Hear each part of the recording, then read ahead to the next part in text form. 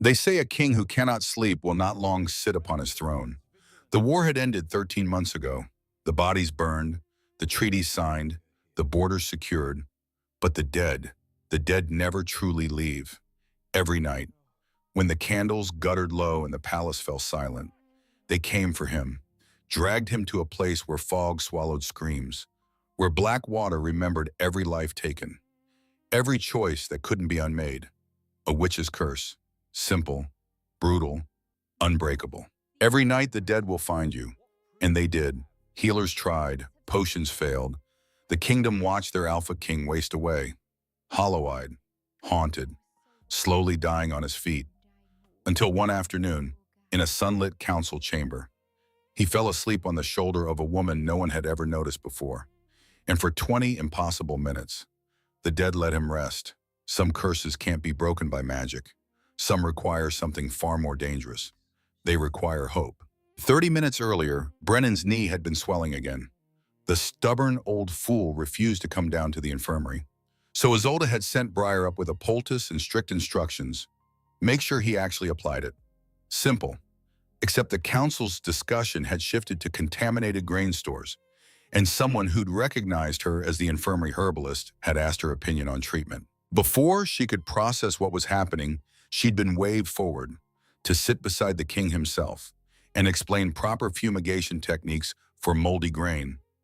Walking toward him had been the most terrifying 30 seconds of her life, her pulse a wild fluttering thing in her throat. King Caspian Valdris was absurdly tall, broad-shouldered in a way that suggested he could snap a man's spine without breaking a sweat.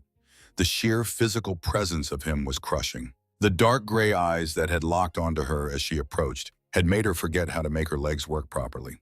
She'd lowered herself onto the bench beside him, and she'd had to grip her hands together in her lap to keep them from shaking. His gaze was a physical weight, pressing down on her shoulders, her chest, making it hard to pull in a full breath. It had been the most unnerving 2 minutes of her life, and then she'd seen it. The deep bruised shadows beneath his eyes, the hollow carved into his cheeks that shouldn't have been there on a man his age. The rumor said His Majesty never slept.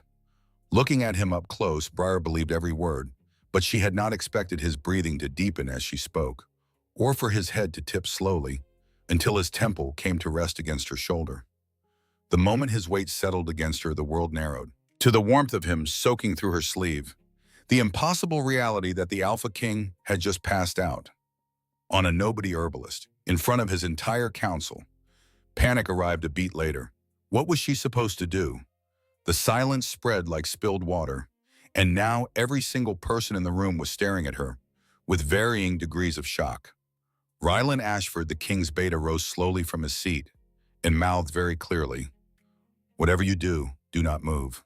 Briar's eyes went wide. Easy for him to say. He didn't have a mountain of a warlord pinning him to a wooden bench, while needing to sneeze. She held her breath. The urge retreated. Barely, 20 minutes crawled by like 20 years. Her shoulder ached. Her spine had gone stiff. She stared straight ahead at the moth-eaten banner on the opposite wall and tried to think about anything other than the fact that the king's hair was softer than she'd expected. His weight only grew heavier as he sank deeper into sleep, and she sent Rylan a desperate, imploring look. The beta leaned forward slightly, his voice pitched low enough that only she could hear. "The Alpha never sleeps."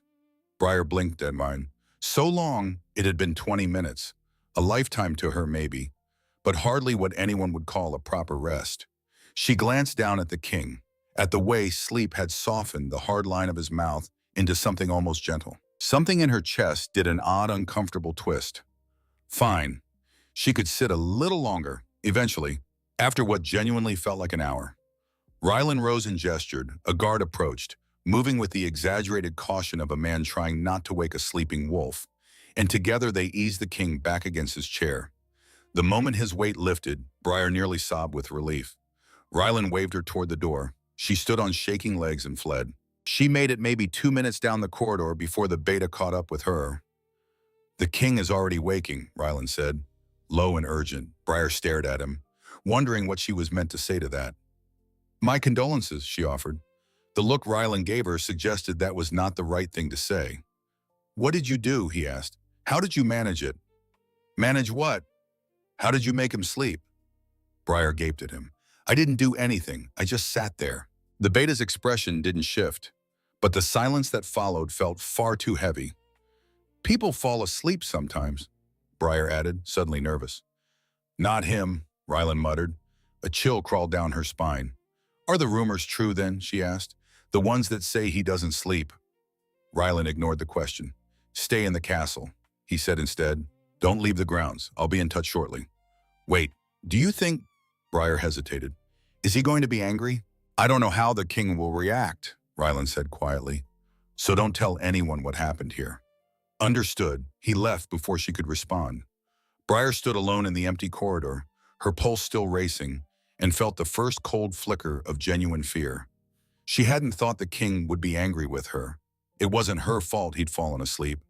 But if he was embarrassed and looking for someone to blame, her stomach twisted. That night, she dreamed of being dragged to the executioner's block for crimes against the crown, specifically being the king's pillow. And not a very comfortable one either, the king said in her dream. Right before the axe fell, she woke with her heart pounding and her sheets twisted around her legs like a noose. The morning light was still gray and thin when someone knocked on her door. A guard stood in the corridor, his face carefully blank. You're being summoned, he said, by the king himself. The waiting room was small, windowless, and smelled faintly of old wood and anxiety. When Rylan stepped inside, Briar's heart lurched into her throat. Miss Winterthorn, Rylan said, his voice calm, too calm. Thank you for waiting. Is it true I'm being summoned by the king? Briar gulped. Almost, the beta replied. I've summoned you in his name. Would you be willing to sit with the king during a private meeting?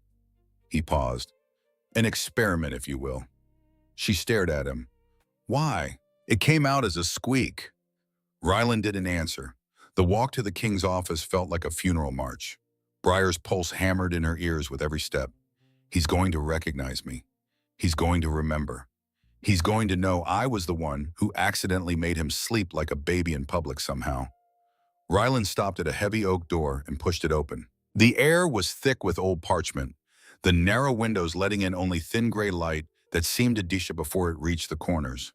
And behind the desk, head bent over a report, sat King Caspian Valdris. He didn't look up, didn't acknowledge the door opening, didn't acknowledge Rylan's presence, didn't so much as twitch when Briar stepped inside. Does he know, she wondered? Does he remember what happened yesterday? Is he mad at me? Here, Rylan murmured, gesturing to a chair along the wall. The wood creaked beneath her weight as she sat, but the king kept reading, his face a mask of controlled focus. He paid her no attention. Briar pressed her hands together in her lap. The fire crackled. The clock on the mantel ticked. The king turned another page. Maybe he doesn't know, she thought. Maybe Rylan didn't tell him. 2 advisors entered, followed by a third. They spoke in low voices, and the king listened without looking up, asked questions in a low voice, made notes in the margins of his reports. Briar watched the clock, counted the seconds. 10 minutes passed, then 10 more. The king's pen stilled on the page, just for a moment. A brief hesitation, like he'd lost his train of thought. Then he shook his head slightly and kept writing. Oh no, Briar thought. 5 more minutes and Caspian's head dipped. It was subtle, just a slight forward tilt that he caught immediately. He blinked hard, pressed his fingers to his temple, and forced his attention back to the document in front of him. One of the advisors was speaking. The king nodded at something, but his eyes had gone slightly unfocused. Briar's pulse roared in her ears. She couldn't look away. His head dipped again, slower this time, and he didn't catch it as quickly. His hand went slack around the pen. The advisor finished his sentence and waited for a response. The king's eyes closed. His head tipped forward, came to rest on his folded arms atop the desk, and his breathing deepened into something slow and steady and utterly impossibly peaceful. The room went silent. The advisors stared. One of them opened his mouth like he was going to say something, then seemed to think better of it. Another turned to look at Rylan with wide eyes. The beta stood motionless by the door, his gaze fixed on the king. What? One of the advisors whispered. What do we wait? Rylan said quietly. One of the advisors shifted his weight. The beta's gaze snapped to him, sharp and warning, and the man froze. Minutes crawled by, then an hour, then two. The advisors filtered out one by one, and the office fell into heavy silence. Just Briar, the beta, and the king. She didn't dare move. Finally, Ryland turned to her. "You can go," he said quietly. Briar stood on shaking legs and fled. She stumbled back to the infirmary, her mind a chaotic mess of half-formed fears. He fell asleep, twice, during meetings, and I was there both times. What if he thought she'd seen too much? What if falling asleep in front of his counsel was some kind of weakness he couldn't afford anyone to witness? Kings didn't just pass out at their desks. That wasn't normal, and she'd been there, she'd seen it. Isolde Graythorne was grinding something at the workbench when Briar pushed through the door. "What happened?" she asked, like she could read minds. Briar opened her mouth. No sound came out. "Briar," Isolde said, her voice sharpening. "Breathe. What happened?" "The king fell asleep, Briar managed. Isolde's eyebrows rose. "The beta brought me to his office and told me to sit there. And I sat in a chair and didn't move. And the king was working. And then he passed out," Briar said. "It happened yesterday too. He fell asleep on my shoulder." Her voice cracked. "What if he's angry I saw that?" "Briar," Isolde said, moving around the workbench. "Relax. Sit down." "I can't sit down. I need to—" "Sit," Isolde commanded. Briar sat. Isolde crossed to the door, glanced into the corridor, then shut it firmly. "What I'm about to tell you does not leave this room," she said. Briar's stomach dropped. "That's never a good start," she whined. "The rumors are true," Isolde continued. "The king doesn't sleep. Not properly. Not for more than a few minutes at a time. It's been this way since he returned from the Greystone War. Over a year now." "A year," Briar gasped. 13 months, Isolde corrected. "We've tried everything. Every herb in my stores, every potion, every remedy I know." Her mouth thinned into a hard line. "Nothing works." He closes his eyes, and something drags him back within minutes, every single time. Briar's mind reeled. "That's not possible. A year without sleep would kill—" "A normal man, yes," Isolde said, her gaze sharpening. "He's an alpha, a shifter. That's kept him alive this long. But even he has limits. The beta fears he won't survive another 6 months. He's been helping the king hide this from court. But—" The floor seemed to tilt beneath Briar's feet. "But he slept yesterday," she whispered. "For almost an hour." "And today?" Isolde asked. 2 hours, Briar said. The silence that followed felt heavy enough to crush her. "What herbs were you working with yesterday?" Isolde asked suddenly, "for the council meeting.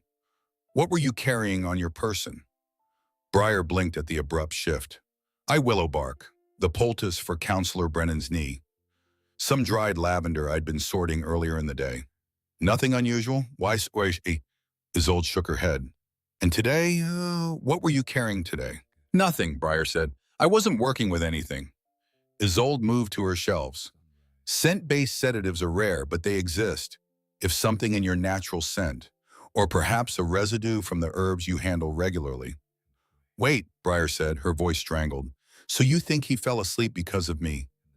Isolde paused, turned to look at her. "Don't you?" she asked. Briar bit her lip. She'd rather hoped she'd been at the wrong place at the wrong time. But now that Isolde said it out loud, she realized that's what the beta thought. That's why he'd brought her to the office today. "Oh, gods," Briar whispered. A knock sounded at the door. They both froze. Isolde opened it to reveal Ryland standing in the corridor. "Miss Winterthorne," Ryland said politely. "A word, please." Briar's legs felt like water as she stepped outside. "The king woke less than a minute after you left his office," Ryland announced. The implications settled over her like a physical weight. "Like yesterday," she said. Ryland's expression didn't change, but something shifted in his eyes. "Does the king know?" she asked. "Oh yes," Ryland said calmly. "He knows, and he's requiring your presence, tonight, at sunset, in his private chambers." Briar's stomach dropped. That evening, a guard led Briar through corridors she'd never walked before. The upper levels of the palace, where nobles kept their chambers, and servants knew better than to linger. Why am I being summoned to his rooms, she thought. The possibilities spiraled through her mind, and her thoughts took a sharp, mortifying turn. What if he wanted her in his bed? She shook her head. No, absolutely not. Kings didn't summon random herbalists for that, but she couldn't help it. She imagined him asking her to unlace her dress, his voice low and commanding. His hands. Briar's face burned. The guard stopped at a set of carved wooden doors and knocked once. "Enter," came the king's voice from inside. The king's chambers were the largest room she had ever stood in. Weapons hung on the walls, swords, a bow, a shield bearing the Valdrius crest, and in the center of it all, impossible to ignore, the bed. It was enormous, and the sight of it made Briar's stomach drop. Because it was his bed, and she was standing 5 feet away from it, and she had no idea why. He was standing by the window, but hearing her arrive, he turned. "Your Majesty, I'm so sorry." Briar exclaimed, "I promise I won't tell anyone you fell asleep on my shoulder." The king frowned. "What?" he asked. "I mean," Briar barreled on, "I did tell Isolde, but she already knew you had trouble sleeping because she's a healer, and I did not tell her you sort of drooled." There was a beat of absolute silence. Then the king cleared his throat. "Thank you," he said, looking distinctly uncomfortable. It was the first time he'd addressed her directly. His voice was lower than she'd expected, quieter, and it sent a shiver down her spine. Another beat of silence. He crossed his arms. The movement drew her attention to the breadth of his shoulders. "This is a practical arrangement," he said, his tone clipped. "No one speaks of this outside these rooms. Is that understood?" Briar nodded mutely, wondering what exactly was the arrangement. "Sire, I'm not—" She flushed, heat crawling up her neck. He frowned.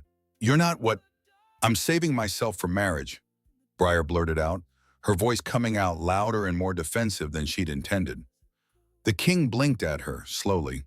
"What do you think is going to happen here?" he asked. Briar opened her mouth, closed it, had absolutely no idea what to say, and it must have shown on her face because he added, sounding almost startled, "You'll sleep here. I'll sleep here, that's all." Briar's gaze dropped. At the foot of the massive bed, someone had set up a narrow pallet, with a thin pillow and a blanket that looked borrowed from the servants' quarters. "Oh," she said, her voice small. Of course, she thought. He's the king, he could have anyone, someone beautiful, someone appropriate. She wanted the floor to open up and swallow her whole. Briar moved to the pallet and knelt down, smoothing the blanket with quick, practiced movements. "What time do you retire, Your Majesty?" she asked. "When I can no longer avoid it," he replied. "And do you have a preference for candlelight or dark?" she asked. Not looking up. "Dark." His voice came from closer than she'd expected. She glanced up and found he'd moved to the other side of the bed. "Would you like the fire banked?" she asked. He sighed, and the sound was so bone-deep tired it made her chest ache. "No." Briar nodded and sat back on her heels, unsure what to do with her hands. With herself. The king crossed to the bed and sat on the edge of it. The mattress dipped under his weight. Briar watched his hands settle on his thighs, watched the way his shoulders stayed rigid even sitting down. "You're not even going to remove your jacket?" she asked. His gaze cut to her, sharp and unreadable. Briar nodded quickly. "That's fine. You do you, sire." Something flickered across his face, the ghost of amusement, but it was gone before she could name it. He lay back on the bed, boots and all, and stared at the ceiling. Briar stood and moved to the candles. Her hands shook as she pinched out the flames one by one. The room dimmed. She lay down on the pallet, her back rigid, her hands folded on her stomach, and tried not to think about the fact that she could hear him breathing. Deep, controlled breaths, in and out, steady and deliberate. Minutes passed, she counted them, tried to focus on the rhythm of the fire crackling. Briar stared at the ceiling and tried to relax. Failed completely. More minutes passed. The king's breathing changed. It was subtle, a slight deepening, a loosening in the rhythm. Briar turned her head carefully and looked toward the bed. His hand had gone slack against the mattress. The rigid tension in his shoulders had eased. He was asleep. 20 minutes. That's all it had taken. The fire crackled, casting shifting light across his face, and Briar couldn't look away. He was beautiful. The fire burned lower, the light shifted from gold to amber to deep red. His breathing stayed steady. Briar watched the rise and fall of his chest and felt something settle in her own, a strange sort of wonder. She was still watching him when his breathing changed again. Not deeper, rougher. Briar sat up, her pulse spiking. The king's head turned sharply to one side. His hands clenched into fists against the sheets. A low sound escaped his throat, and his entire body went rigid.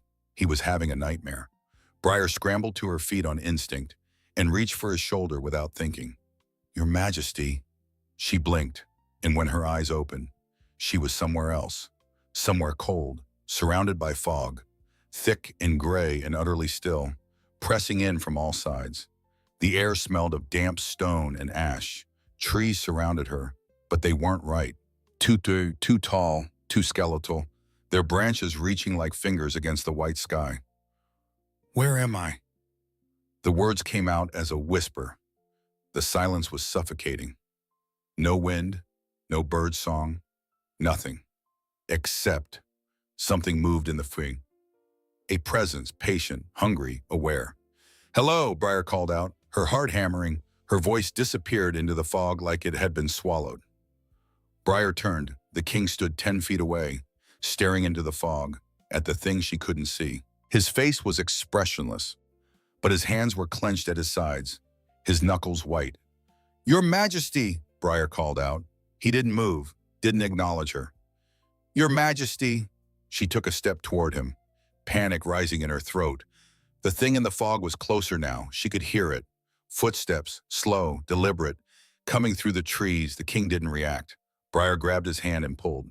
She blinked, and they were back.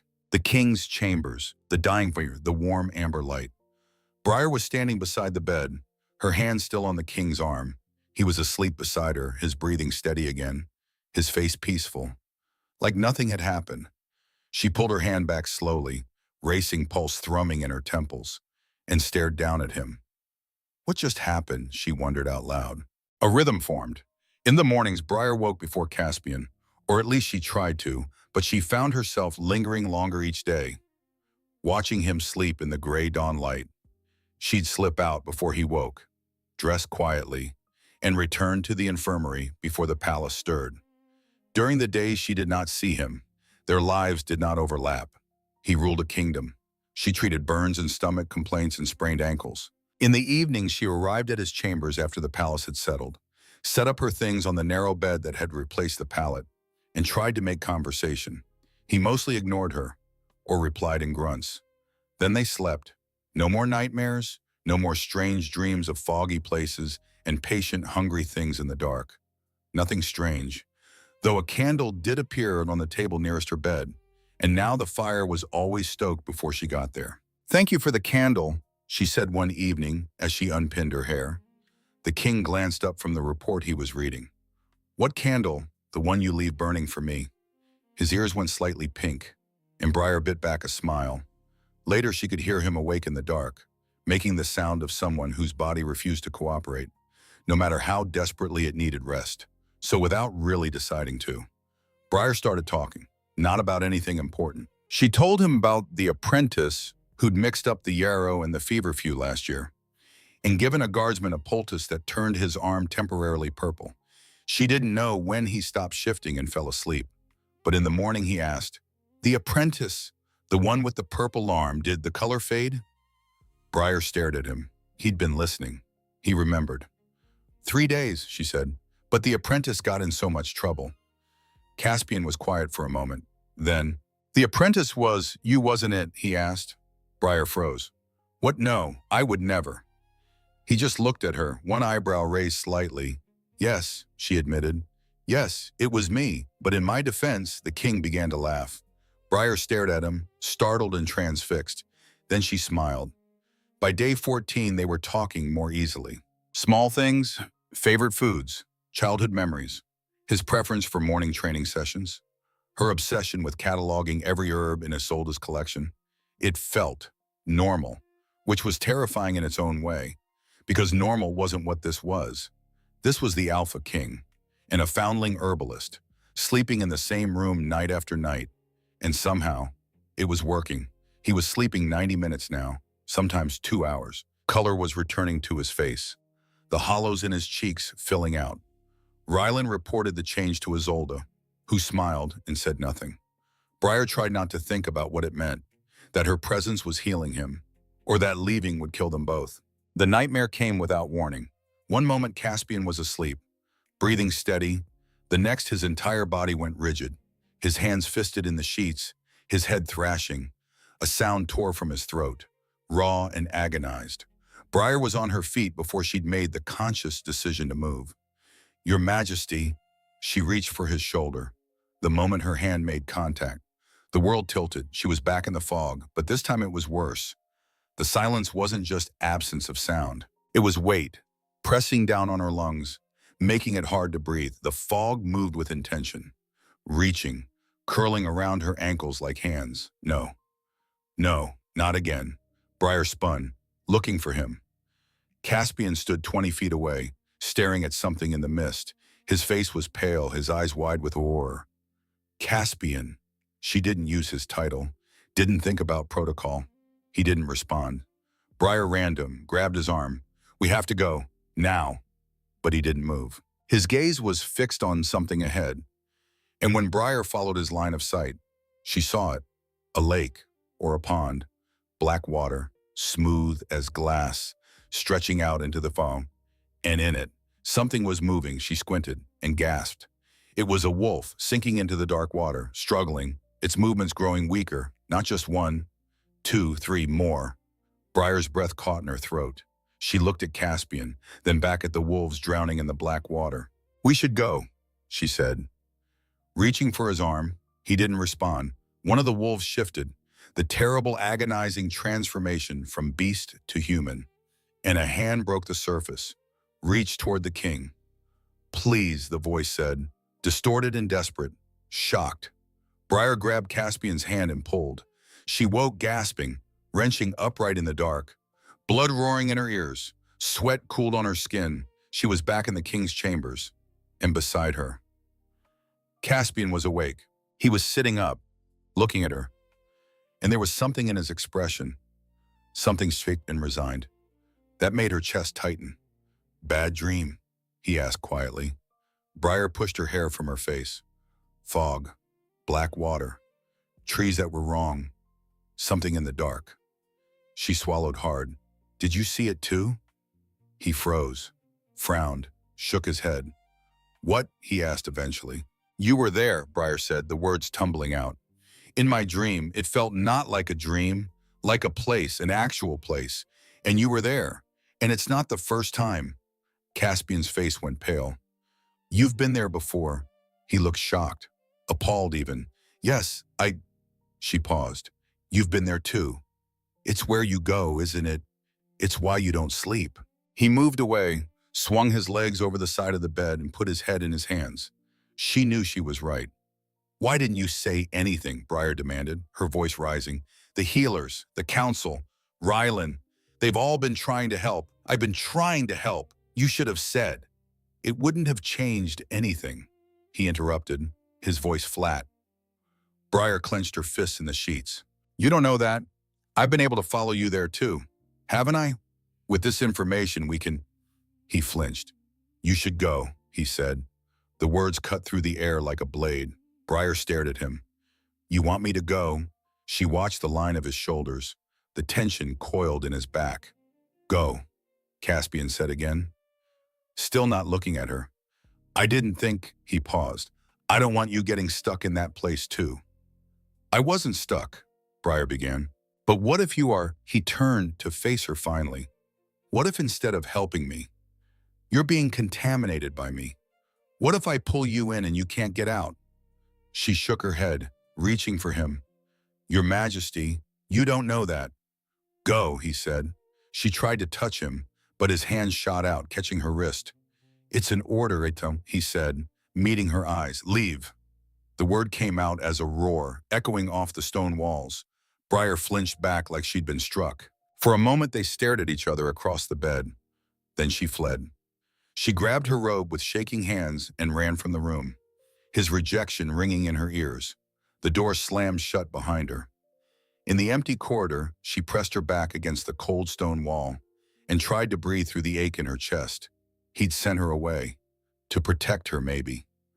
But he'd sent her away all the same, and she had no idea how to fix this. It had been 7 days since Caspian had ordered her out of his chambers. 7 nights since she'd slept in his bed, felt his warmth beside her, heard his breathing steady in the dark. 7 days of nothing. She hadn't been let inside his rooms again, hadn't seen him anywhere either. It was like he'd vanished entirely, and the palace felt colder for his absence. Briar was worried, because if he wasn't sleeping, if he was back in that terrible place every night with no one to pull him out, she couldn't finish the thought. Briar found Isolde in the infirmary's back room, grinding dried valerian root with practiced efficiency. "There's something you should know," Briar said, closing the door behind her. "About the king." Isolde looked up. "Go on." "He goes somewhere at night. A place," Briar said, the words tumbling out. "A strange, foggy place. I've been there too. Twice now. The air smells like damp stone and there's this oppressive silence, and the bike swallows everything." She took a breath. "It feels like death, Isolde. That place feels like death." Isolde was quiet for a long moment. "It sounds like a curse, mostly," she decided. Briar blinked at her. "A curse? You think magic takes him to this place?" "It takes his mind, not him," Isolde said, wiping her hands on her apron. "You don't see him disappear at night. Do you? It sounds like a mind prison, and that sounds like magic to me." She paused, studying Briar. "What's strange is that you've traveled there too. Any idea why that is?" "No," Briar said too quickly. She didn't want to talk about the pull she felt for him, the ache of his absence in her chest, or the way he'd scented her that morning, the desperate hunger in it. She didn't want to be told she was imagining things that weren't there. So Briar didn't talk about it, but her body betrayed her anyway. She became restless in his absence. Her wolf, quiet and docile her entire life, was suddenly agitated. She couldn't settle, couldn't focus, couldn't breathe properly. The migraine started and she had to work with the curtains drawn, the room dim and closed. Then came the weight, a crushing heaviness in her chest. And beneath it all, a constant gnawing anxiety that had no name and no cure. She caught glimpses of him occasionally, a flash of dark hair across the courtyard, his tall frame unmistakable, even at a distance.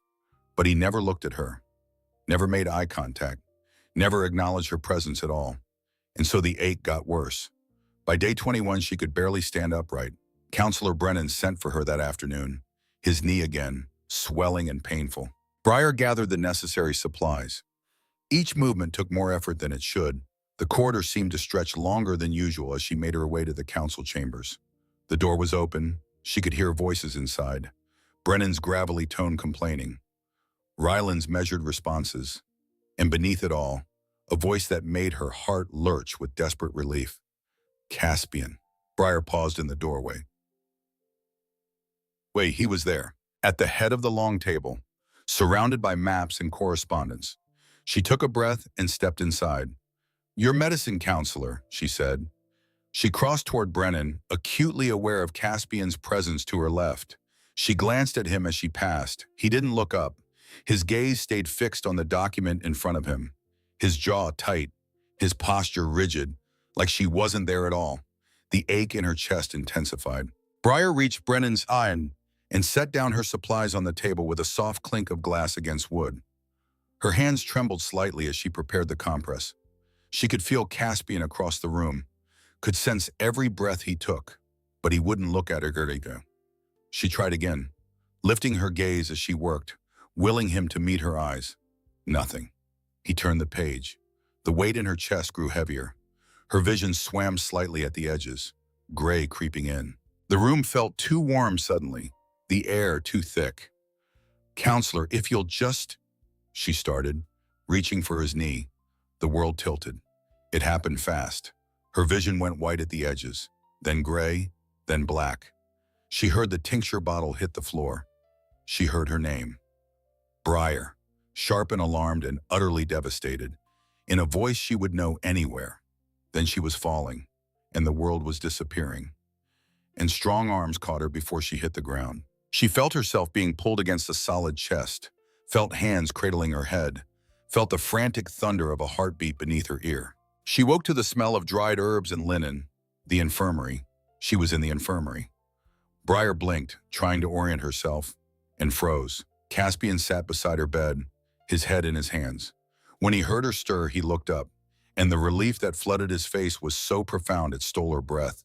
"You're awake," he said, his hands hovering like he wanted to touch her, but didn't dare. Briar stared at him, confusion and surprise warring in her chest. "Your Majesty, I—" He was on his feet immediately, leaning over her. "What's wrong? Have you not been eating? Are you ill?" His gray eyes swept over her face, searching. Then he turned to glare at Isolde, who stood near the doorway. "The head healer wouldn't say anything," he said tersely. "Doctor-patient confidentiality." Isolde confirmed. Caspian's growl was low and dangerous. "I deserve to know what's wrong with my—" He stopped himself, his jaw clenching. "With Briar." He turned back to her. "Have you woken up there again, in the hollow?" "In the what?" Briar blinked. "It's what I call the place." Caspian started. "The foggy place." Briar frowned. "Well, I suppose the hollow sounds better." Caspian snorted, but he still looked worried. "Have you woken up there?" he insisted. Isolde looked curious too, her sharp gaze fixed on Briar's face. Briar didn't want to lie, but he wouldn't tell her anything, wouldn't let them help. He'd been keeping this secret. And look where it had gotten them, her passed out on a council room floor. Him looking like he hadn't slept in days. It wasn't nice to lie, but, I mean, maybe, she said, adding the saddest pout she could manage. "I'm not sure, it's all a blur." Caspian's face fell. Behind them Isolde, who wasn't buying it, mouthed sneaky to Briar. "I knew it," the king said. "This is all my fault." Isolde jumped in smoothly. "Your Majesty, perhaps now would be a good time to finally tell us. The healers who've been looking for a way to help you, about this hollow." When Caspian looked defensive, she added, her tone gentle but firm, "For poor Briar's sake, if anything." Caspian sank back, his shoulders dropping, the fight going out of him, and then, finally, he told them everything. "The steel claw pack," he said, his voice low and controlled, each word carefully measured. "A rogue settlement on our borders, led by an alpha named Darius, who believed the throne had abandoned the borderlands, and he and his people kept attacking, raiding villages, killing innocents." His hands clenched into fists. "I tried to negotiate a treaty. It failed. Darius wanted blood." He paused, swallowing hard. "So there was blood, there was war." He sighed, his jaw tight enough that Briar could see the muscle jumping beneath the skin. "I ordered a march on the Steel Claw settlement, because every other option had been exhausted. There was a battle." Another pause, heavier this time, and when he spoke again, his voice had dropped to barely above a whisper. "There was so much blood." "Is that where Darius lost his life?" Isolde asked. "Yes," Caspian said, not looking at either of them. "I offered him surrender. He wouldn't hear it." Briar watched his face, saw the weight of it pressing down on him. "There was a witch," he continued, "Morgana, Darius's mother. She cursed me, spat it through blood and broken teeth." He looked up finally, met Briar's eyes. "Every night the dead will find you." Briar gaped at him. "Wait, so you knew? You knew you couldn't sleep because of some curse? Why didn't you tell us?" "Because it wouldn't have changed anything," Caspian said, his voice rough, his jaw was tight enough to crack. Briar reached out and took his hand, wrapping her fingers around his. Isolde stepped forward, her expression thoughtful. "I know of this witch. I know of these types of curses. The magic isn't that strong, or shouldn't be. It should have broken by now. Or at least, it shouldn't make you so sick that you can't sleep at all." She frowned, her fingers tapping against her crossed arms. "Strange that it's still going." Briar squeezed his hand. "Let me help, please. Let us help." Caspian shook his head, pulling his hand gently from hers. "I'll do my best to fight the curse, but I won't have you sleep near me," he said. "I won't risk pulling you into that place again." "But," Briar started. "No," he said, his voice firm. He stood, putting distance between them, his expression shuddering closed. "I won't argue about this." He turned and left the infirmary without looking back. Isolde waited until his footsteps had faded down the corridor, before turning to Briar with a knowing look, one eyebrow raised.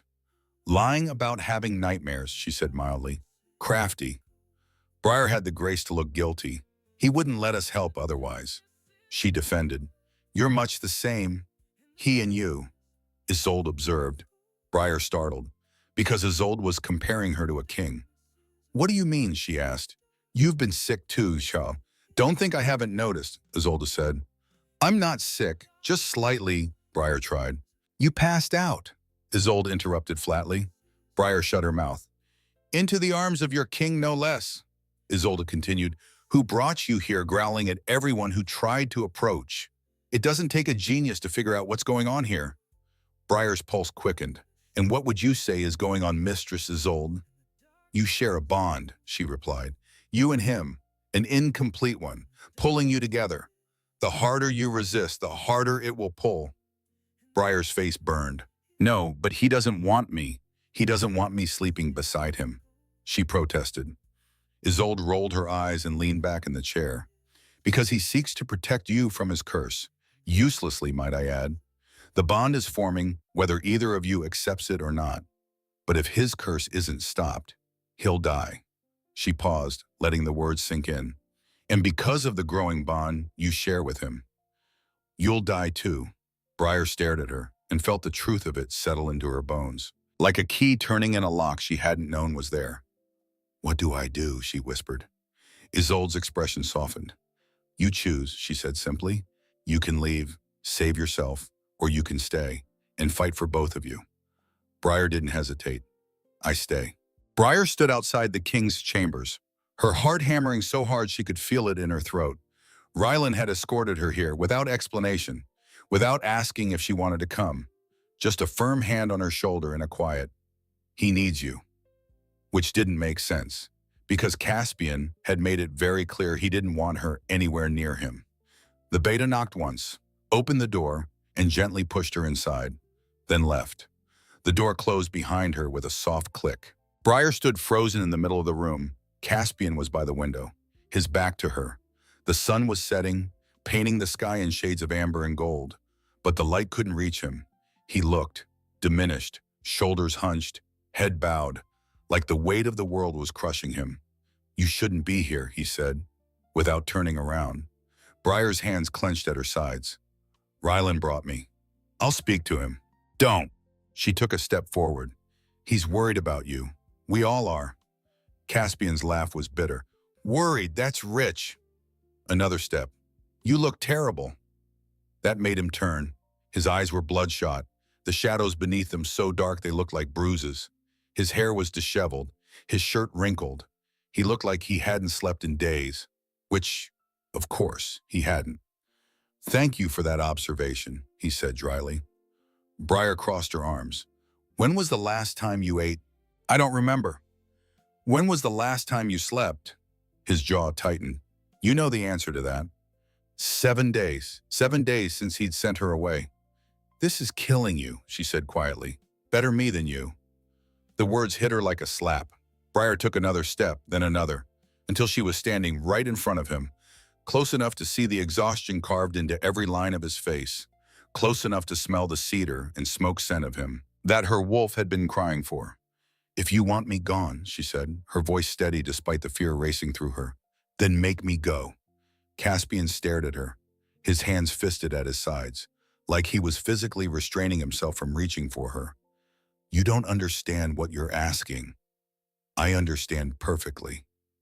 No, his voice cracked. You don't. That place, the hollow, it's hell, Briar. And if you get trapped there, if I pull you in and you can't get out, then we'll face it together. I won't let you die because of me.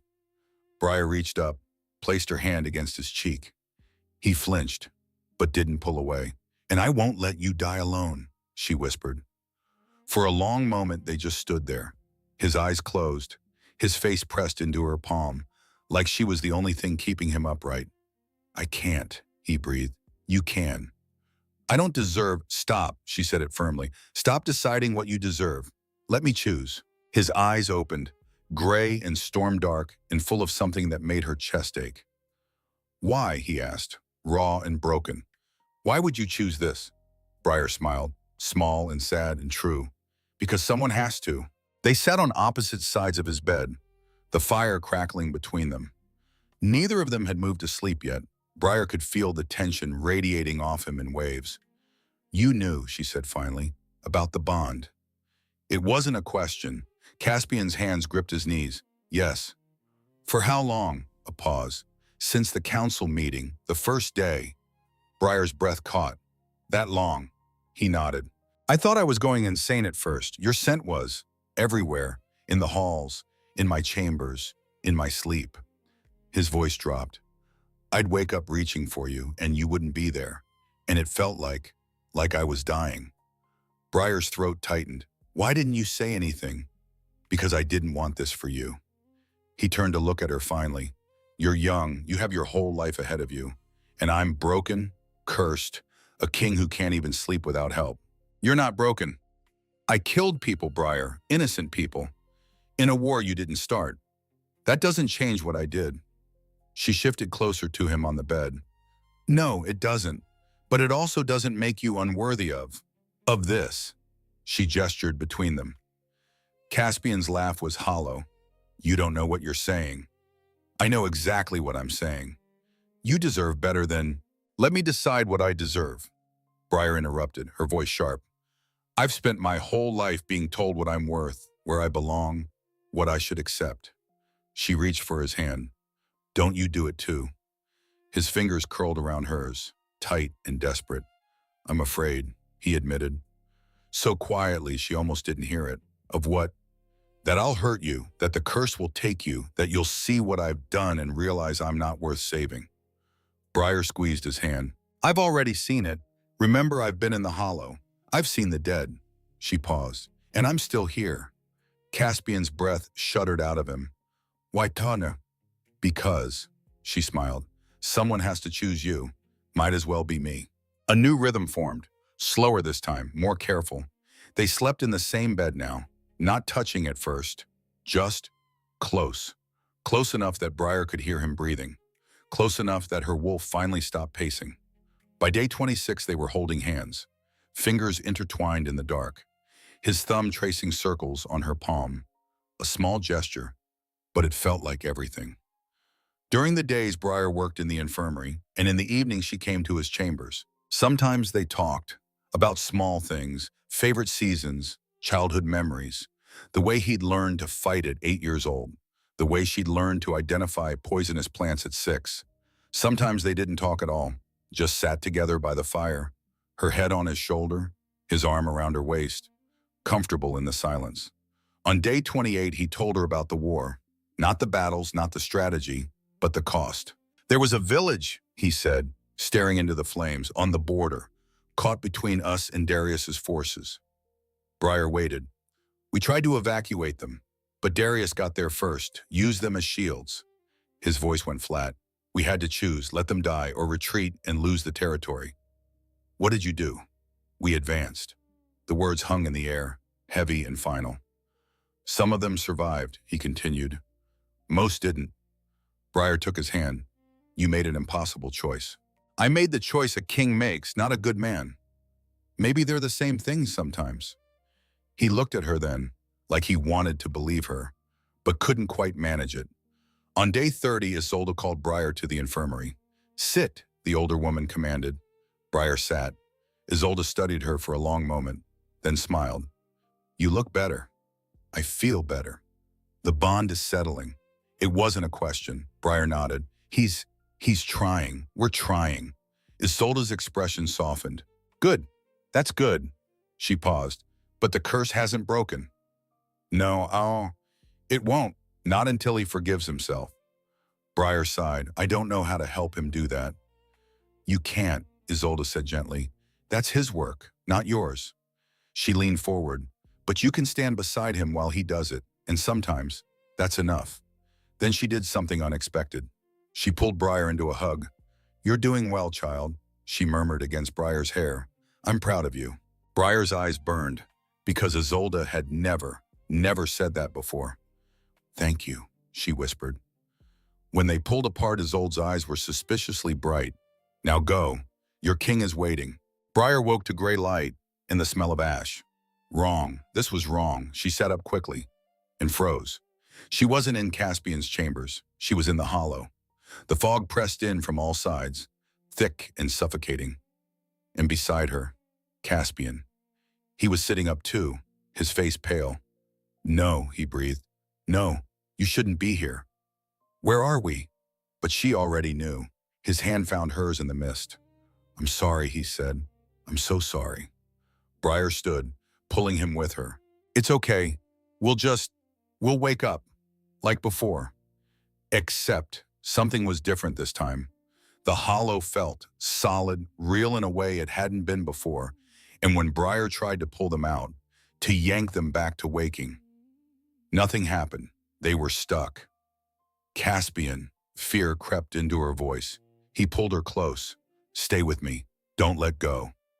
They walked through the foam, hand in hand, until the trees opened up into a clearing, and Briar's breath stopped. The field of dead, hundreds of them, soldiers in torn uniforms, civilians with wounds that would never heal, children. Oh gods, children.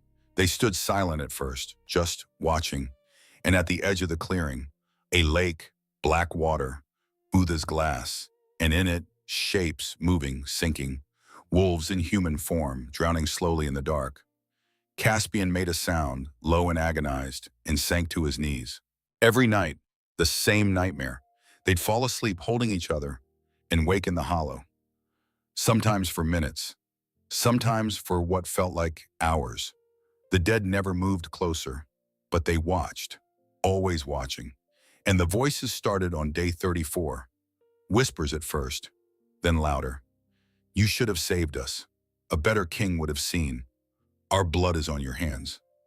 Caspian would kneel in the gray dirt and take it, all of it. Briar tried to pull him away, but he wouldn't move. "They're right," he'd say.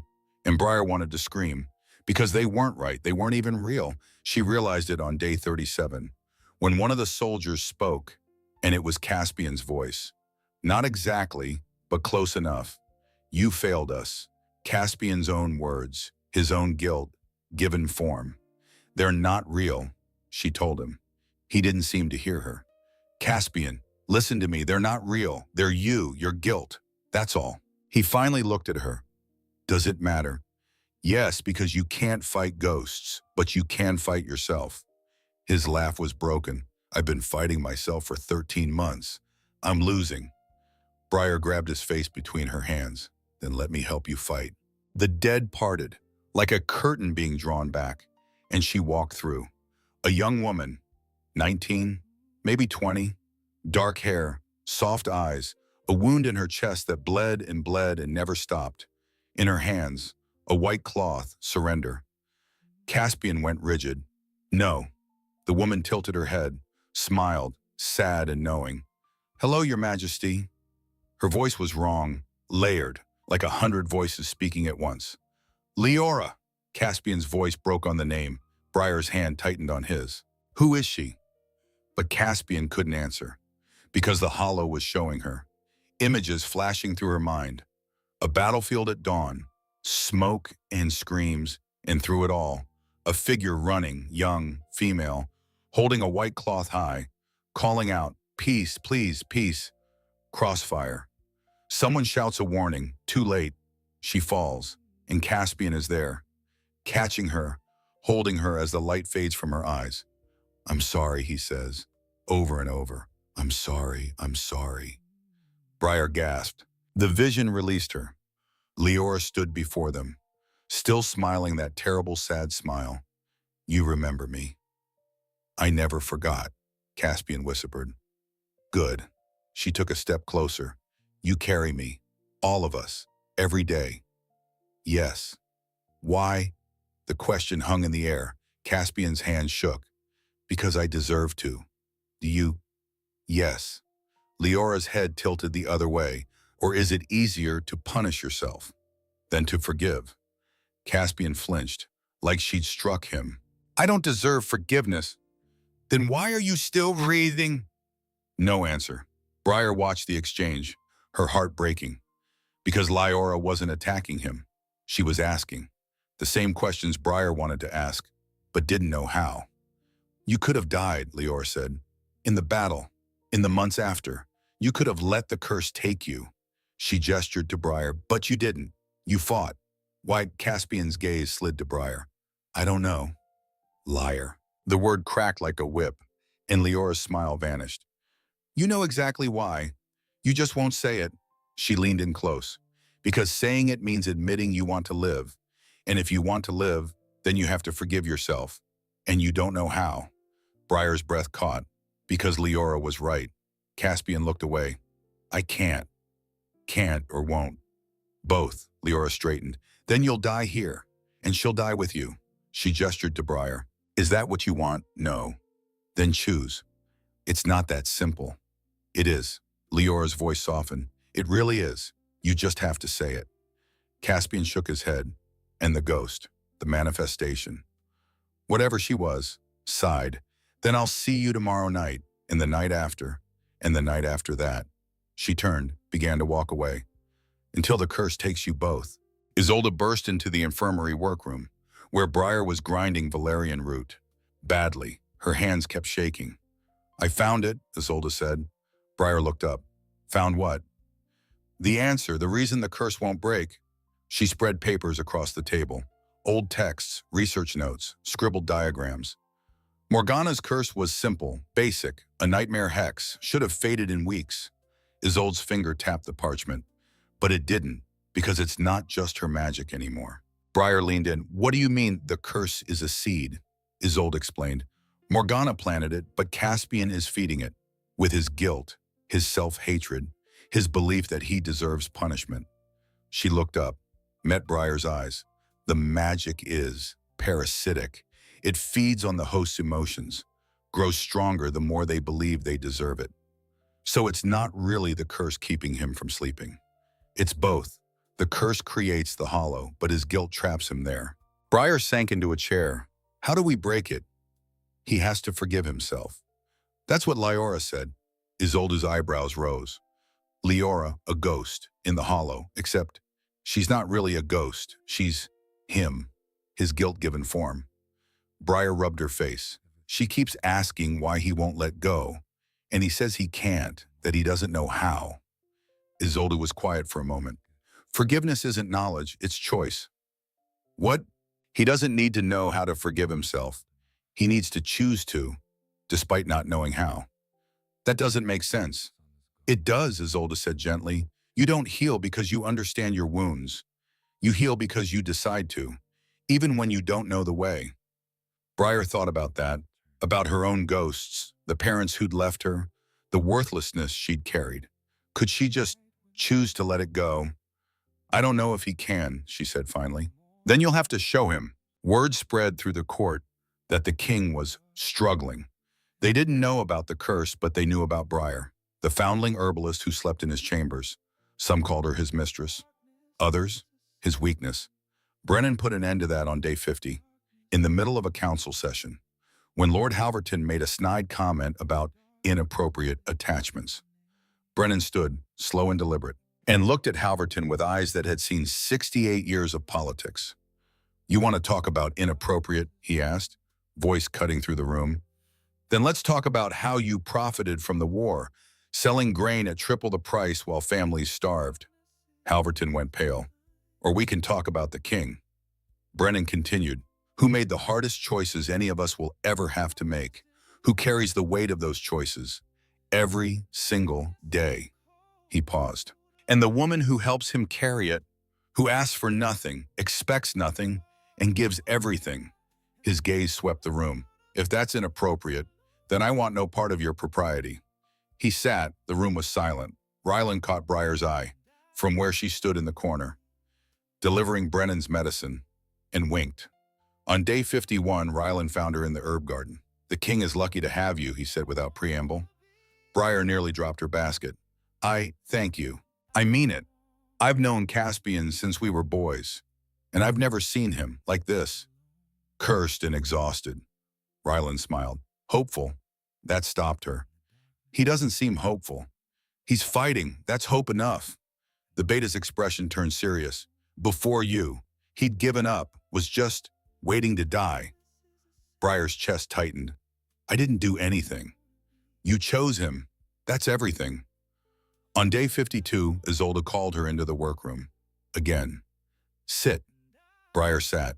Isolde poured tea, pushed a cup across the table. You're afraid. Not a question. Of what? That you're not enough, that you can't save him, that he'll die and it will be your fault. Briar's hand shook. How did you? Because I know you, Isolde said gently. You've spent your whole life trying to earn your place, trying to be useful, valuable, worth keeping. She leaned forward. But you can't earn worthiness, child. It's not a wage. It's a truth. What truth? That you are worthy simply because you exist. Tears pricked Briar's eyes. I don't feel worthy, hon. I know, but feelings lie sometimes. The truth remains. Isolde took her hand. You are not responsible for saving him. You are only responsible for loving him. There's a difference. What if love isn't enough? Then nothing is, and you'll have given him something beautiful anyway. We can't keep doing this, Ryland said. Standing in Caspian's office, where the king had just collapsed at his desk for the third time that week. The curse is tightening. The hollow is keeping you longer each night. Caspian rubbed his face. I know. Then do something about it. Like what? Ryland's gaze was steady. Complete the bond. Silence. A full mate bond might be strong enough to break the curse, or at least give you the strength to fight it. Caspian looked away. I won't use her like that. Use her, she's your mate. Exactly, which is why I won't bind her to me just to save myself. Even if it saves her too. That made Caspian pause, because the incomplete bond was hurting Briar too.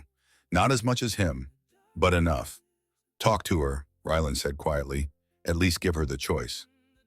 That evening, Briar came to his chambers, as always, but Caspian was pacing. Agitated. What's wrong? He stopped, looked at her. The curse is getting worse. I know. Ryland thinks. He thinks completing the bond might help. Understanding dawned in her eyes. Oh, but I won't do that to save myself. It's not right. Briar crossed to him. What if I want to? You don't understand what you're asking. I understand perfectly. A mate bond is permanent, unbreakable. It ties us together. For life. Exactly, which is why I should choose it, not have it forced on me. She took his hand. Do you want me? Caspian's breath caught. Yes. Do you love me? A pause. Yes. Then what's the problem? I don't deserve you. Briar's smile was soft, sad. Then let me choose you anyway. Caspian couldn't sleep, which was ironic, given that sleep was the whole problem. But tonight he was too terrified to close his eyes, because Briar had said yes, to the bond, to him, and he couldn't shake the feeling that he was trapping her, condemning her to a life with a broken king and a curse that might never break. You're thinking too loud, Briar murmured from where she lay beside him. Sorry. Talk to me. He turned to face her, the firelight painting her skin gold. I'm afraid. Of what? That I'm being selfish, that I'm choosing what I want over what's best for you.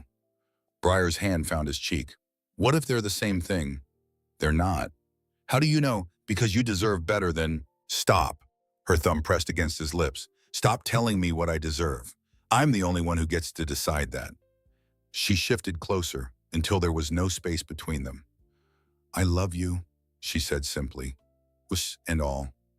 Broken bits and all. I love you. Caspian's eyes burned. I don't know how to be what you need. You already are. I'm a disaster. You're my disaster. That startled a laugh out of him. That's a terrible selling point. I know, she grinned. But it's true. You're mine, and I'm yours, and the rest. We'll figure it out. What if we can't? Then we'll fail together, which is better than succeeding alone. Caspian pulled her close, buried his face in her hair, and for the first time in 13 months, let himself hope. The mating was tender. That was the only word for it. Caspian had expected passion, heat, the frenzy that came with a mate bond snapping into place. But this was soft. They took their time, learning each other, hands and mouths, and whispered words, "I love you." He said it against her skin, over and over, like a prayer, like absolution. "I love you too." She answered every time. When he bit down on her shoulder, the mating mark, the bond flared to life between them. Golden and warm and so bright it hurt. She bit him back, and the bond completed, snapping into place like a lock turning. Caspian gasped, because he could feel her. Everything. Her love, her fear, her hope, the way she saw him, not as a broken king but as hers, worthy of love, worthy of forgiveness, worthy of rest.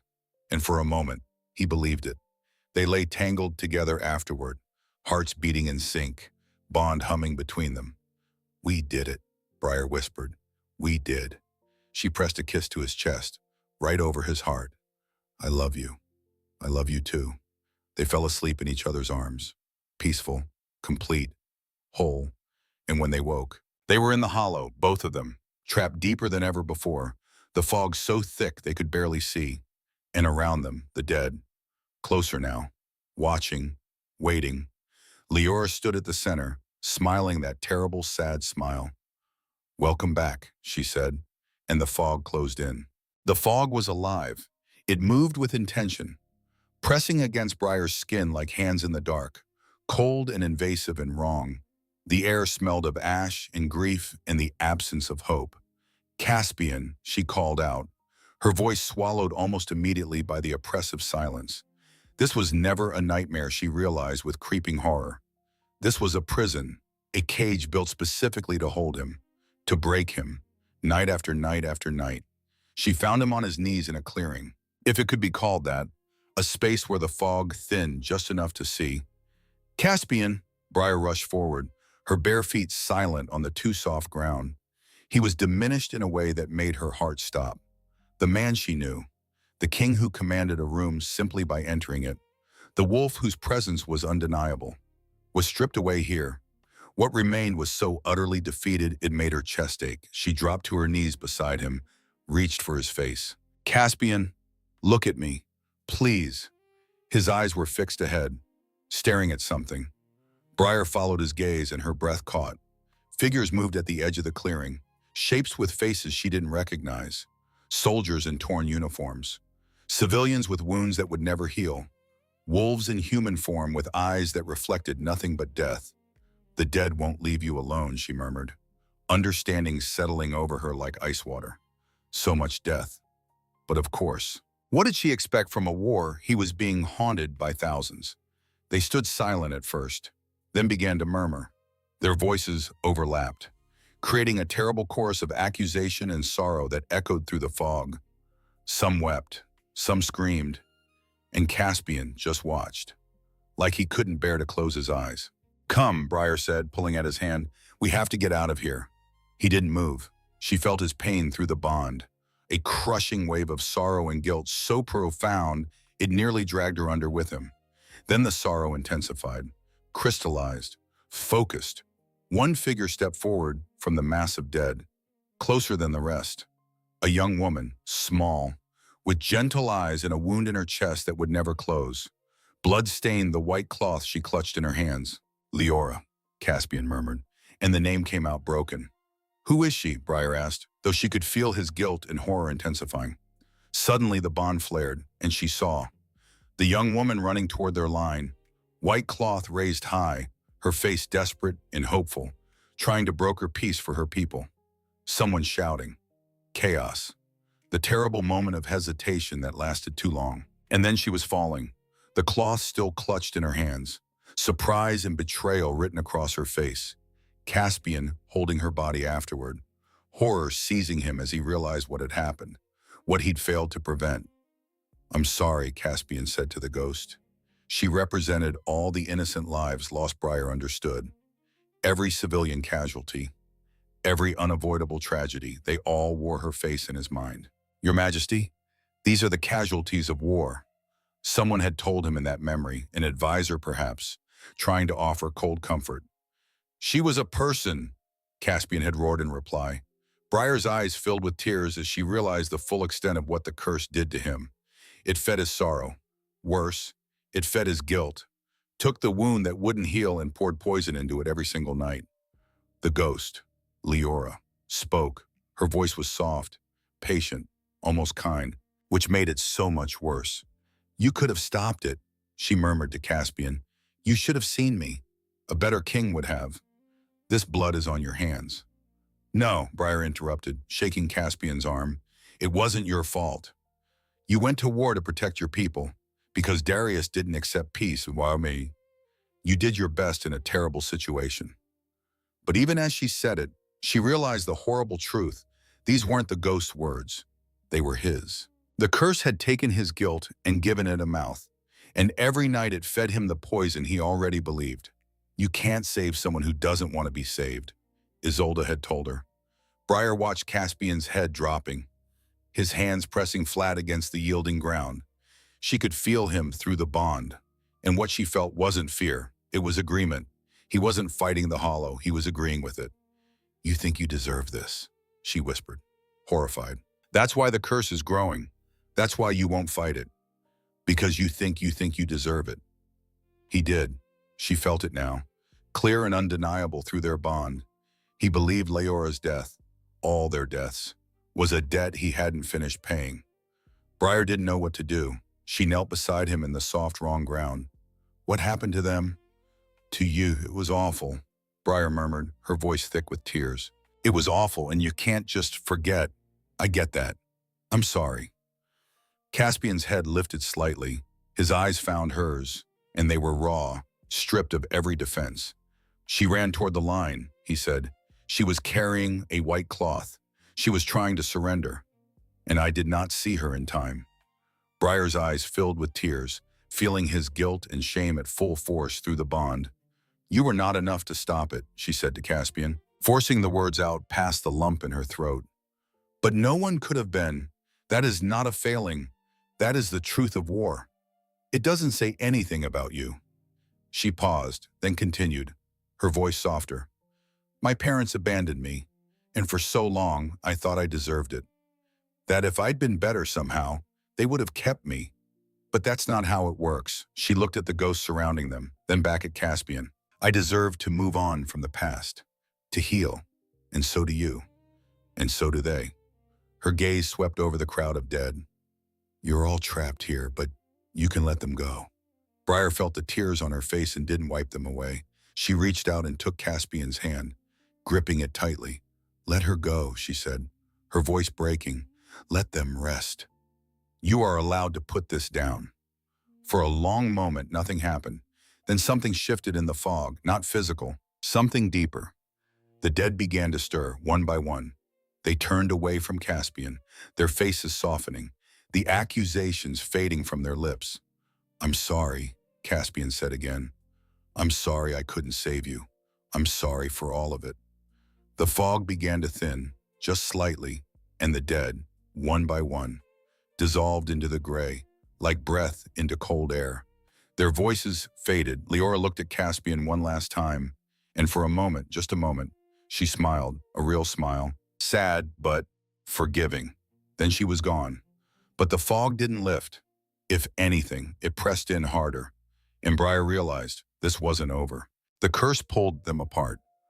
One moment Caspian's hand was in hers, the next, nothing.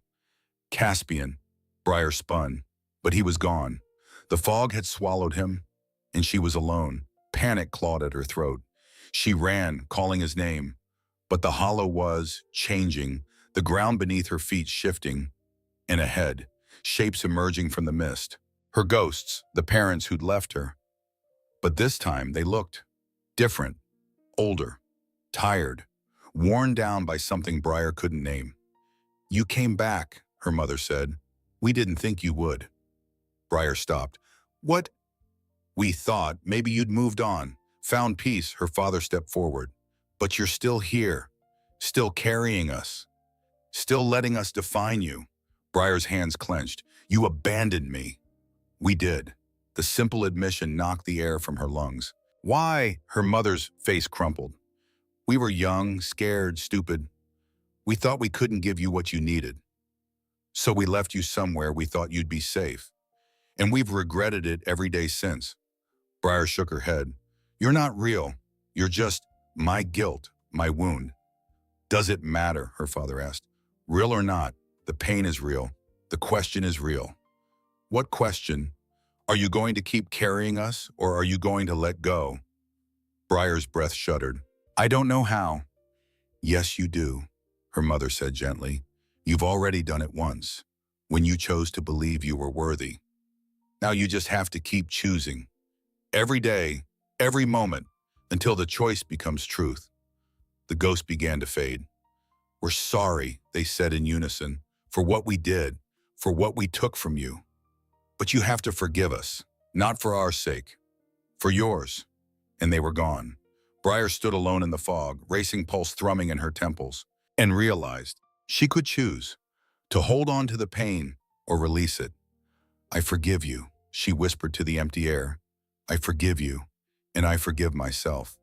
For believing I wasn't enough. The fog around her lightened, just a little, and ahead, she heard water, the black lake. Briar ran, the ground shifting beneath her feet, until she burst into another clearing and stopped. The lake stretched before her, black and still and terrifying, and in the center, Caspian. He was sinking, slowly, the water up to his chest now, his arms floating at his sides, his eyes closed. He'd given up. No, Briar breathed. She ran to the edge. Caspian. He didn't respond, didn't open his eyes, just kept sinking. Around the lake, the dead stood watching, silent. Waiting, Briar looked at them, then at Caspian, and made a choice. She stepped into the water. It was cold, so cold it stole her breath, and it pulled at her, trying to drag her under. But she kept moving, wading deeper, until the water was at her waist, her chest, her shoulders. Caspian. She reached him, grabbed his arm. His eyes opened, dull and empty. Let me go, he said. No. I deserve this. No, you don't. You don't understand. I understand everything, Briar said fiercely.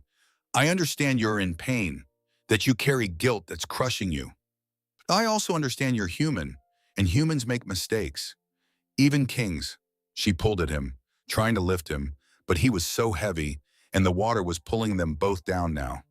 You have to fight, she gasped. I'm tired. I know, but you can't give up. Why not? Because I need you. That made him focus, really look at her. You'll be fine without me. No, I won't. The bond will kill me if you die. She saw the moment that registered, the horror that flooded his eyes. You shouldn't have bonded with me. Too late. I did. So now you're stuck with me, which means you have to live, for both of us. Caspian's hands came up, gripping her arms. I don't know how to let go. Then hold on to me instead. And she pulled, with everything she had. The water fought her, the curse fought her, but the bond burned bright and gold between them, and together, they broke the surface. They stumbled onto the shore, gasping, dripping, alive. The dead had moved closer, forming a circle around them, and at the center, Leora. She walked forward, slow and deliberate, until she stood right in front of Caspian. Why? She asked. Why what? Why do you punish yourself? Caspian's jaw clenched. Because I killed you. Did you turn? My soldiers did, under my command. In a war, Leora said, that you didn't start. I could have stopped it. Could you really? She tilted her head. You tried peace, Darius refused. You tried negotiation. He attacked. You gave him every chance.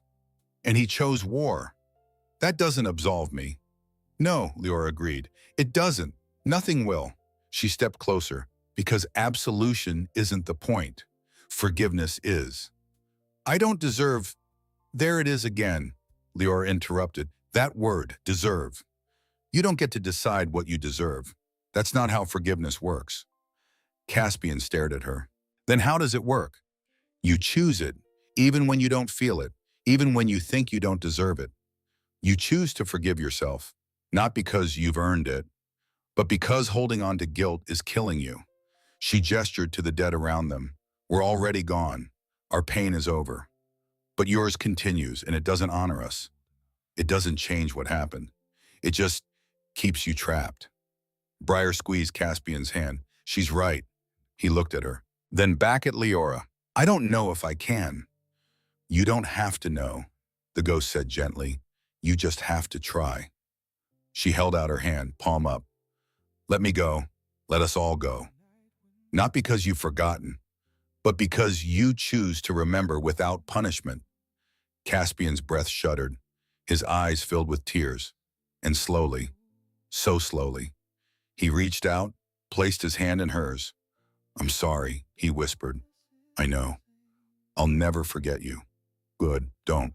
But I forgive myself for being human, for making mistakes, for not being perfect. The moment the words left his mouth, something shifted. The air lightened. The fog began to lift. And Leora smiled, a real, full, beautiful smile. Thank you, she said, and dissolved into light.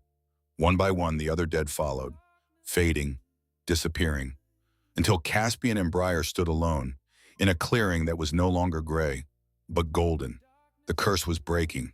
They woke gasping, tangled together in Caspian's bed, the dawn light streaming through the windows. Real, solid, safe. Briar's hand was on Caspian's chest, feeling his heart pound. He was crying, silent tears streaming down his face. We're out, he breathed. We're free. Briar pulled him close, let him break apart in her arms, all the grief he'd been holding, all the guilt, pouring out of him in great shuddering sobs. She held him through it, whispering words of comfort, of love, until finally, the tears slowed, his breathing evened, and he pulled back to look at her. Thank you, he said. You don't have to thank me. I do. You saved me. We saved each other. He kissed her then, soft and grateful and full of wonder. I love you, he murmured against her lips. I love you too. They lay together in the quiet, the bond humming peacefully between them. For the first time in 13 months, Caspian felt, rested. The exhaustion was still there. It would take time to recover fully. But the crushing weight, the constant pull of the hollow, was gone. A knock sounded at the door. Your Majesty, Ryland's voice, cautious. Come in. The beta entered, took one look at them, and his face split into a grin. It's gone, isn't it? Caspian nodded, unable to speak past the lump in his throat. Ryland's eyes shone. Thank the gods. Word spread through the palace like wildfire. The king had slept, truly slept, for 8 hours straight. And when he'd emerged from his chambers, there was color in his face, light in his eyes, hope. The court didn't know about the curse, not really, but they knew something had changed. That afternoon, Caspian called a council meeting. Briar stood in the corner, where she always stood when delivering medicine. But this time, Caspian gestured for her to come forward. Sit with me, he said. The room went silent, every eye on her. Briar's heart raced, but she moved, sat in the chair beside the king's, and took his hand when he offered it. Many of you have wondered, Caspian began, his voice clear and strong, about my relationship with Briar Winterthorn. Murmurs rippled through the room. Some of you have speculated about the nature of our bond. He paused. I'm here to confirm those speculations. He looked at Briar. Briar is my mate, my queen, my partner. And I will not tolerate any disrespect toward her. More murmurs, louder now. Lord Halverton stood. Your Majesty, with all due respect, she's a foundling. She is, Caspian agreed, of unknown parentage, unknown bloodline. Also true. Hardly suitable for... Careful. Caspian's voice went cold. You're about to insult my mate, which I've just said I won't tolerate. Halverton paled, sat back down. Brennan stood. Your Majesty, if I may. Caspian nodded. Miss Winterthorn may be a foundling, but she's also the woman who saved our king. When all our medicine failed, when all our strategies failed, she succeeded. He looked around the room. And if that doesn't speak to her worth, her value, then I don't know what does. Isolde stepped forward from where she'd been standing by the door. I've known Briar since she was a babe, raised her, taught her, and I can say without hesitation, she is one of the finest people I've ever known. Royal blood or not, More council members stood, speaking in Briar's defense, telling stories of her kindness, her skill, her dedication. Briar's eyes burned because she'd never expected this acceptance, this belonging. Caspian squeezed her hand. "The matter is settled," he said. "Briar is my queen, and you will treat her as such." No one argued. In the days that followed, the kingdom learned their king had a queen. Wedding preparations began, but Caspian wanted something small, intimate, just close friends and trusted counsel. The ceremony took place in the palace chapel 3 months later. Isolde walked Briar down the aisle, mother and daughter in all but blood. When they reached the altar, where Caspian stood looking devastating in formal attire, his eyes shining, Isolde placed Briar's hand in his. "Take care of her," she whispered. "With my life," Caspian promised. The vows were simple, traditional promises of love and loyalty, partnership and devotion. When it came time for personal vows, Caspian went first. "Briar, you came into my life when I'd given up, when I thought I was beyond saving, and you didn't save me. You showed me how to save myself. You chose me when I didn't deserve it, and I will spend the rest of my life choosing you back. I love you in this life and whatever comes after." Briar's turn. "Caspian, you taught me that worthiness isn't earned, that love isn't a wage, it's a gift. You showed me that broken things can be beautiful, that scars tell stories, and stories matter. I choose you, today and every day, in darkness and in light. I love you." The officiant pronounced them married, and when Caspian kissed her, the crowd erupted in cheers. The celebration afterward was joyful. Music and dancing and laughter. Briar danced with everyone who mattered. Rylan, Brennan, Isolde. Finally, she danced with her husband, the words still strange and wonderful on her tongue. "Happy?" he asked, deliriously. "Good," he pulled her closer, "because I plan to keep you that way, for the rest of our lives." The transition wasn't easy. Being queen meant responsibility, meetings and decisions and public appearances. But Briar found her footing. She opened an orphanage for foundlings like herself, children who needed a home, a place to belong. She taught healing classes, passing on what Isolde had taught her, and she stood beside Caspian as he rebuilt what the war had broken. The nightmares came back sometimes, but they were different now, less consuming, more manageable. And when they came, Briar was there to hold him, to remind him that he'd forgiven himself, and that was enough. Months passed. The kingdom healed, slowly but surely, and so did Caspian. The shadows beneath his eyes faded. The hollows in his cheeks filled out. He laughed more, smiled easier, slept peacefully through the night, every night, on the anniversary of their mating. Caspian took Briar to the war memorial, where names were carved in stone, hundreds of them, including Lyora's. He placed flowers at the base, as he did every week. "I'll never forget," he said quietly. "I know, but I'm learning to forgive."